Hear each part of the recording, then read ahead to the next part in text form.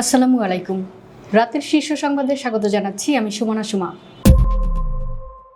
আমার মাথায় হেলথ নেই, উনি আছেন, স্ত্রীকে দেখিয়ে প্রধানমন্ত্রী। 16 জুলাই পর্যন্ত চট্টগ্রাম শিক্ষা বোর্ডের এইচএসসি পরীক্ষা স্থগিত। ডামিককে মানবিক প্রতিষ্ঠান হিসেবে গড়ার আহ্বান ডাক্তার জোবাইদার। ঢাকায় আসছে IMF প্রতিনিধি দল, আলোচনায় নবম পে স্কেল। আদর্শ শিক্ষক ছাড়া আলোকিত সমাজ গড়া সম্ভব নয়, রিজভী। 18 দিনেই শাহজালালের মাজারে দান বাক্সে মিলল 47 লাখ টাকা। ভোলায় প্রশ্ন কমন না পড়ায় নকলের দাবি শিক্ষার্থীদের, পরে কেন্দ্র ভাঙচুর। রোববার দুপুর 12টায় প্রকাশ হচ্ছে প্রাথমিক বৃত্তির ফল। বাংলাদেশিদের যুক্তরাষ্ট্রে অভিবাসী ভিসা স্থগিত। মেসি যতদিন চাইবে ততদিনই সেরা থাকবে, আর্জেন্টিনা কোচ। ভিয়েতনামে পর্যটকবাহী নৌকাডুবি, নিহত 15 ভারতীয়। বাবার নিষ্পাপ রক্তের প্রতিশোধ নেওয়ার ঘোষণা মোস্তফা কামালের। শুনছিলেন শিরোনাম, এবার বিস্তারিত। মেডিকেল কলেজের 81তম প্রতিষ্ঠাবার্ষিকী উপলক্ষে আয়োজিত ডিএমসি ডে 2026-এর উদ্বোধন শেষে কলেজ অডিটোরিয়ামে অনুষ্ঠিত বাংলাদেশের স্বাস্থ্যাবস্থার আধুনিকায়নে ডিএমসিয়ানদের ভাবনা শীর্ষক মতবিনিময় সভায় অংশ নেন প্রধানমন্ত্রী তারেক রহমান। সভায় চিকিৎসক, কর্মকর্তা ও শিক্ষার্থীদের সঙ্গে মত বিনিময় করেন প্রধানমন্ত্রী। এ সময় তিনি তাদের বিভিন্ন প্রশ্নের উত্তর দেন এবং পরামর্শ শোনেন। এক পর্যায়ে একজন অংশগ্রহণকারী বলেন, আমরা জানতে চাই স্বাস্থ্য খাত নিয়ে আপনার ভাবনা কি। জবাবে পাশে বসে থাকা সহধর্মিণী ডাক্তার জোবাইদা রহমানকে দেখিয়ে প্রধানমন্ত্রী হাস্যরসের ছলে বলেন, আমার মাথায় হেলথ নেই, উনি আছেন। প্রধানমন্ত্রীর এই মন্তব্যে পুরো অডিটোরিয়ামে হাসির রোল পড়ে যায়। পরে প্রশ্নকারী বলেন, উনি যেহেতু আমার পাশে আছেন, তিনি যদি এ বিষয়ে উদ্যোগ নেন তাহলে আমরা সত্যি আরো গর্বিত হব। এর আগে সকালে ঢাকা মেডিকেল কলেজ ক্যাম্পাসে পৌঁছে শহীদ মিলন চত্বরে শান্তির প্রতীক পায়রা ও বেলুন উড়িয়ে ডিএমসি ডে 2026-এর উদ্বোধন করেন প্রধানমন্ত্রী। পরে ক্যাম্পাসে একটি বৃক্ষরোপণও করেন তিনি। বন্যা ও বৈরী আবহাওয়ার কারণে চট্টগ্রাম শিক্ষা বোর্ডের এইচএসসি ও সমমানের পরীক্ষা আগামী 16 জুলাই পর্যন্ত স্থগিত করা হয়েছে। ইতিমধ্যে গত 8 জুলাই ইংরেজি দ্বিতীয় পত্র ও আজকের 11 জুলাইয়ের তথ্য ও প্রযুক্তি বিষয়ের পরীক্ষা স্থগিত করা হয়েছিল। তবে রুটিন অনুযায়ী দেশের অন্যান্য বোর্ডের পরীক্ষা যথানিয়মে অনুষ্ঠিত হবে। পরীক্ষা স্থগিতের কথা স্বীকার করে আন্তঃশিক্ষা বোর্ডের চেয়ারম্যান ও ঢাকা শিক্ষা বোর্ডের চেয়ারম্যান প্রফেসর সৈয়দ আখতারুজ্জামান গণমাধ্যমকে বলেন, শিক্ষামন্ত্রীর উপস্থিতিতে ও বিভিন্ন বোর্ড চেয়ারম্যানদের নিয়ে অনুষ্ঠিত জুম মিটিংয়ে চট্টগ্রাম শিক্ষা বোর্ডের পরীক্ষা 16 জুলাই পর্যন্ত স্থগিত রাখার সিদ্ধান্ত হয়েছে। দেশের অন্যান্য জেলায় বন্যা পরিস্থিতির অবনতি হলে কি সিদ্ধান্ত আসতে পারে, এমন প্রশ্নের জবাবে তিনি বলেন, সিলেট বোর্ডে বন্যার পূর্বাভাস পাওয়া যাচ্ছে, তবে আজও আমরা পরীক্ষা চালিয়েছি। পরিস্থিতির অবনতি হলে সেখানেও একই ধরনের ঘোষণা আসতে পারে। হাসপাতালকে শুধু অতীতের গৌরবের ধারাবাহিকতা হিসেবে নয়, বরং নতুন উদ্ভাবন, আন্তর্জাতিক সহযোগিতা, গবেষণায় উৎকর্ষ এবং মানবিক নেতৃত্বের এক নতুন প্রতিষ্ঠান হিসেবে গড়ে তোলার আহ্বান জানিয়েছেন জিয়াউর রহমান ফাউন্ডেশনের vice chairman doctor Zubaida Rahman. শনিবার দুপুরে ঢাকা মেডিকেল কলেজের 81তম প্রতিষ্ঠাবার্ষিকী উপলক্ষে কলেজ অডিটোরিয়ামে আয়োজিত বাংলাদেশের স্বাস্থ্য ব্যবস্থার আধুনিকায়নে ডিএমসিয়ানদের ভাবনা শীর্ষক মতবিনিময় সভায় বিশেষ অতিথির বক্তব্যে তিনি একথা বলেন। ডাক্তার জোবাইদা রহমান তার চিকিৎসক জীবনের স্মৃতিচারণ করে বলেন, চিকিৎসা বিজ্ঞানের অগ্রযাত্রা যতই প্রযুক্তি নির্ভর হোক না কেন, এর কেন্দ্রবিন্দুতে সবসময় মানুষই থাকে। চিকিৎসা পেশার প্রকৃত ভিত্তি হলো মানবিকতা। অনেক সময় একজন রোগীর জন্য চিকিৎসকদের একটু আশ্বস্ত করার বাক্য ওষুধের মতো কাজ করে। তিনি বলেন, আমরা চাই ঢাকা মেডিকেল কলেজ হাসপাতাল হোক centre of excellence and compassion for patients, যেখানে প্রতিটি রোগী সর্বোচ্চ চিকিৎসা ও সহমর্মিতা পাবেন। আন্তর্জাতিক মুদ্রা তহবিলের একটি উচ্চ পর্যায়ের প্রতিনিধি দল 5 দিনের সফরে রোববার ঢাকায় আসছে। সফরকালে সরকারের নতুন ঋণ কর্মসূচি, অর্থনৈতিক সংস্কারের অগ্রগতি এবং বাজেট সহায়তা সংক্রান্ত বিভিন্ন বিষয় পর্যালোচনা করবে সংস্থাটি। IMF-এর বাংলাদেশ মিশন প্রধানের নেতৃত্বাধীন প্রতিনিধি দলটি 16 জুলাই পর্যন্ত দেশে অবস্থান করবে। এ সময় অর্থ মন্ত্রণালয়, বাংলাদেশ ব্যাংক, জাতীয় রাজস্ব বোর্ড, সহ বিভিন্ন গুরুত্বপূর্ণ সরকারি প্রতিষ্ঠানের নীতি নির্ধারকদের সঙ্গে একাধিক বৈঠক করার কথা রয়েছে।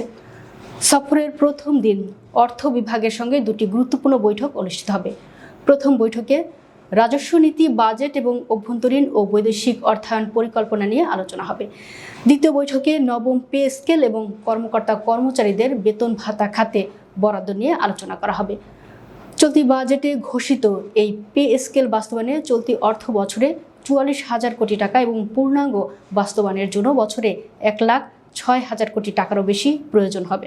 আদর্শ শিক্ষক ছাড়া আলোকিত সমাজ গড়া সম্ভব নয়। মানসম্মত শিক্ষার অভাবেই নৈতিক অবক্ষয় ও মাদক বিস্তারের অন্যতম কারণ বলে মন্তব্য করেছেন প্রধানমন্ত্রীর রাজনৈতিক উপদেষ্টা ও বিএনপির জ্যেষ্ঠ যুগ্ম মহাসচিব অ্যাডভোকেট রুহুল কবির রিজভী। শনিবার রাজধানীর মণিপুর উচ্চ বিদ্যালয় ও কলেজে আয়োজিত বার্ষিক প্রশিক্ষণ কর্মশালায় প্রধান অতিথির বক্তব্যে তিনি এ মন্তব্য করেন।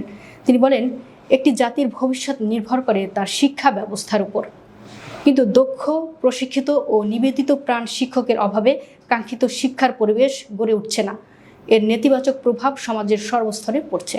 রিজভী বলেন, শিক্ষকদের প্রয়োজনীয় প্রশিক্ষণের ঘাটতি এবং পেশার প্রতি আগের মতো দায়বদ্ধতা না থাকায় শিক্ষার মান ক্রমেই কমে যাচ্ছে।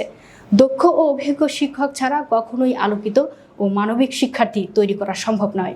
18 দিন পর হযরত শাহজালাল রহমতুল্লাহর মাজারের দান বাক্স খুলে পাওয়া গেছে প্রায় 5 বস্তা টাকা।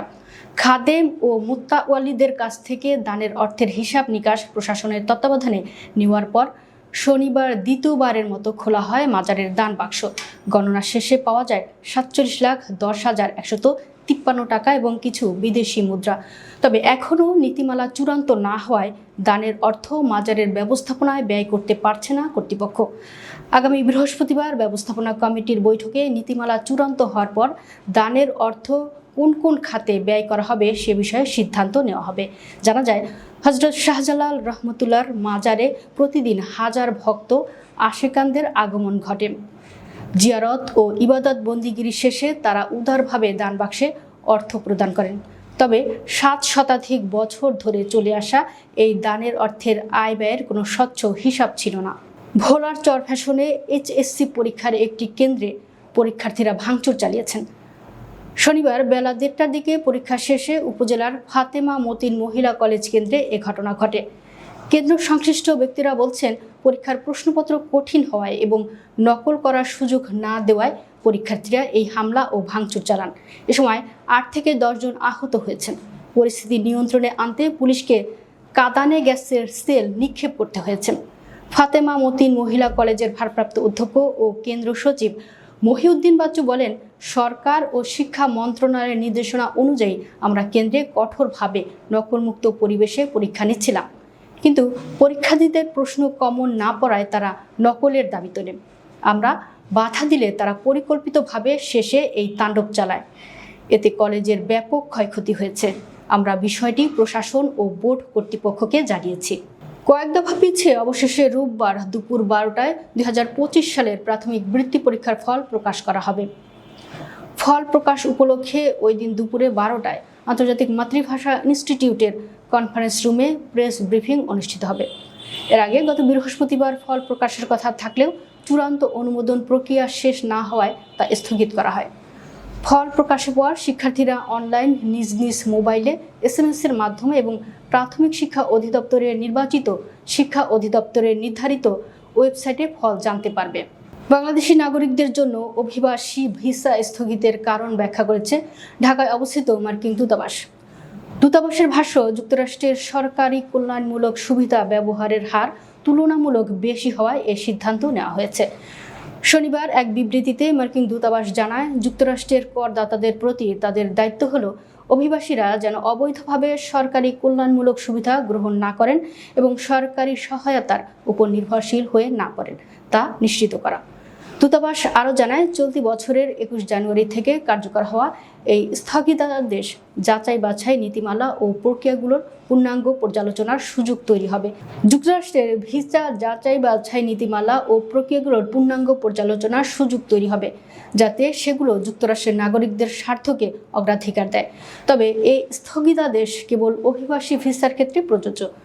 অনভিবাসী ভিসা যেমন পর্যটন, শিক্ষার্থী ও অন্যান্য অস্থায়ী ভিসার ক্ষেত্রে এই সিদ্ধান্তের কোনো প্রভাব পড়বে না। ৩৯ বছর বয়সেও লিওনেল মেসি যেন বয়সকে বৃদ্ধাঙ্গুল দেখিয়ে এগিয়ে চলেছেন।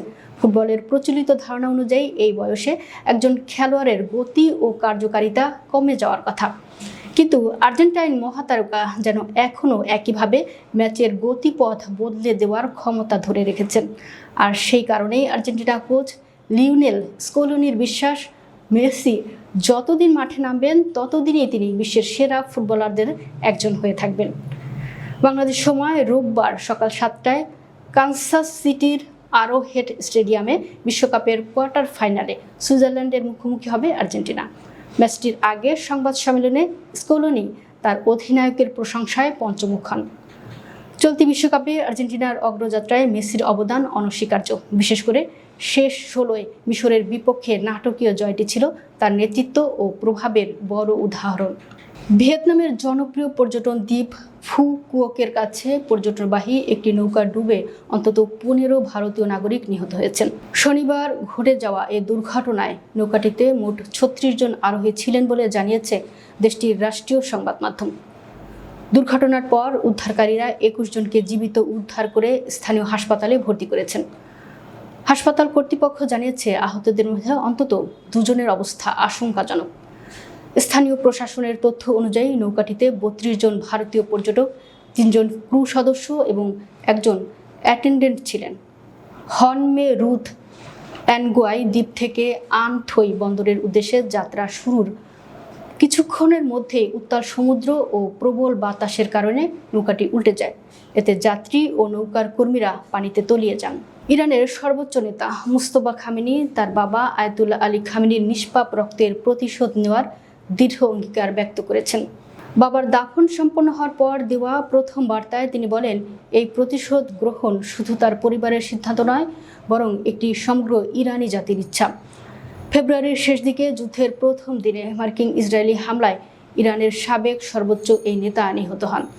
বাবার আকস্মিক হত্যাকাণ্ডের পর দেওয়া এই বিবৃতিতে মুস্তফা খামেনি তার বাবার জানাজায় লক্ষ লক্ষ মানুষের স্বতঃস্ফূর্ত উপস্থিতির জন্য গভীর কৃতজ্ঞতা প্রকাশ করেন। শোক সন্তপ্ত জনতার এই বিশাল সমাগমকে তিনি একটি শত্রু বিধ্বংসী এবং ঐতিহাসিক উপস্থিতি হিসেবে অভিহিত করেন। দর্শক, ভিডিওটি শেষ পর্যন্ত দেখার জন্য আপনাকে অসংখ্য ধন্যবাদ। নিত্য নতুন ভিডিও পেতে আমাদের ইউটিউব চ্যানেলটি সাবস্ক্রাইব করুন এবং নিয়মিত নোটিফিকেশন পেতে বেল বাটনটি ক্লিক করুন। আমাদের ফেসবুক পেজটি ফলো করুন। এছাড়াও আমাদের ভিডিও লাইক, কমেন্ট ও শেয়ার করুন। আল্লাহ হাফেজ।